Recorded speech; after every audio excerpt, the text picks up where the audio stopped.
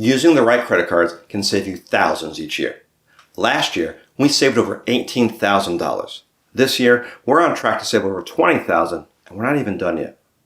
Quarter 2 is here. April 1st has come and gone. There's no more fooling around about which cards you should be using from now through the end of June. I hope you're optimizing your purchases so that you can take your family farther for less too. So which cards should we be using in quarter 2 of 2025? I'm glad you asked. First and foremost, your primary card should be any card where you are working on a sign-up bonus.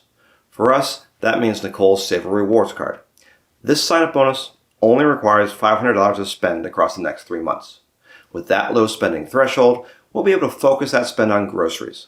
That way, we'll make use of one of the 3% back categories and still hit the sub. Then we'll probably get that knocked out in a week or two. You can chalk that up as one of the benefits of being a family of 5. And something you can knock out right now is hitting the subscribe button and liking this video. That's a free, easy way to support the channel and, more importantly, help others take their families farther for less too. With sign-up bonuses taken care of, where do we look next? You look to your highest spending categories. For most people, the highest spending category will probably be your housing payment. If you rent, then this should be going on your BILT Mastercard. For all you homeowners out there, you're SOL on this one, just like me. Now, BILT has teased the possibility of processing mortgage payments, but that hasn't started yet. Next up then is groceries.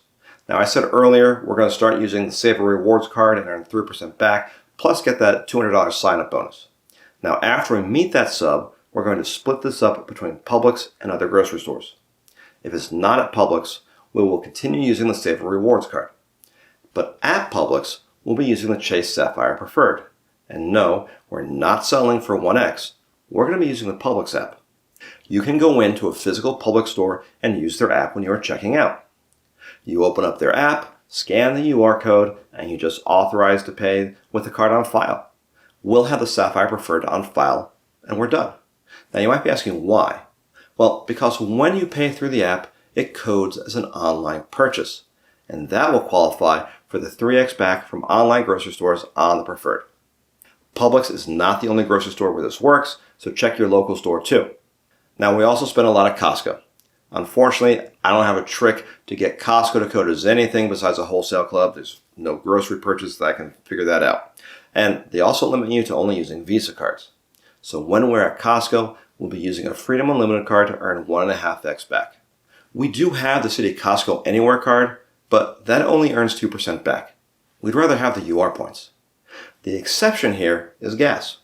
The Costco card now earns 5% back on gas purchases made directly at Costco and 4% back on all other gas purchases. While this is capped at $20,000 a year, I'm pretty sure we're going to stay beneath that mark. Another major category is dining. We'll do our mandatory 1 meal per month on the Bonvoy Brilliant card to make sure we get that monthly credit. But after that dinner out, we'll be using our American Express Business Gold card and get 4x back as membership rewards points. Since we already have the Save a Rewards card in the wallet, we're going to use that for our entertainment as well. Now, that's not a major category, but it's already there in our wallet, so why not? Let's get that a little extra when we go to the movies or go bowling. Last quarter, we actually had a couple of big entertainment expenses. We went to go see the Savannah Bananas, horseback riding, and snow tubing while we're on spring break. So we'll see what happens this time around. Last quarter, we had the Freedom Flex in our wallet for groceries. Now, the categories on the Flex have switched, so that's not part of our wallet. Well, it sort of is, but we don't have to carry it because for quarter 2, the Flex is earning 5% back on Amazon and on streaming services. So we don't actually need to carry it with us, but we do need to make it the default payment method on our Amazon account. The Flex could also earn you 5x on groceries if you shop at Whole Foods or Amazon Fresh.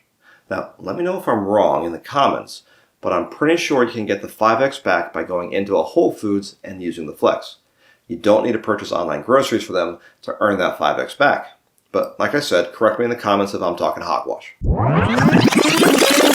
As far as streaming services, we don't actually pay for a lot of them. Max comes with our internet plan. Paramount Plus comes through the Walmart Plus account. We get through the Business Gold card. Prime Video, of course, comes with our Amazon account. Disney Plus, we pay on an annual basis. So on a monthly basis, we pay for YouTube TV and Netflix. Those are set to be charged to the Sapphire Preferred, which earns us 3x already. If I get a moment, I'll switch those over to the Flex, but I'm not terribly worried about it. It's not that much spend. This leaves us with our catch-all card. Last quarter, we were working on a bonus for the Blue Business Plus, but that's done. For this quarter, we'll stick with the Freedom Unlimited as our catch-all card. We're trying to build our UR points back up as we keep working towards renewing our globalist status with Hyatt. Rotating category cards, like the Flex, are going to change. Welcome bonuses should always be given priority, but aside from that, we keep a fairly stable wallet. Now, are these the only cards you should be using during quarter two? Well, that really depends on what cards you have available to you. Maybe you want to use the Discover It card to get 5% back on your groceries or a host at clubs this quarter. Maybe you have a City Custom Cash that you just always put your gas purchases on. All you really have to do is make sure your biggest spending categories are covered the way you like them to be. Compared to last quarter, you might realize that this wasn't a wholesale change of every card in our wallet. That's the benefit of having a core card setup. If you choose your cards carefully, you're able to keep a stable wallet, making it easier to keep track of which card to use when. If you need some insight into different core setups, check out this playlist next. It hits on Chase, American Express, and even Wells Fargo. There are some good insights there. Go check it out. As always, thanks for sharing some of your time with me.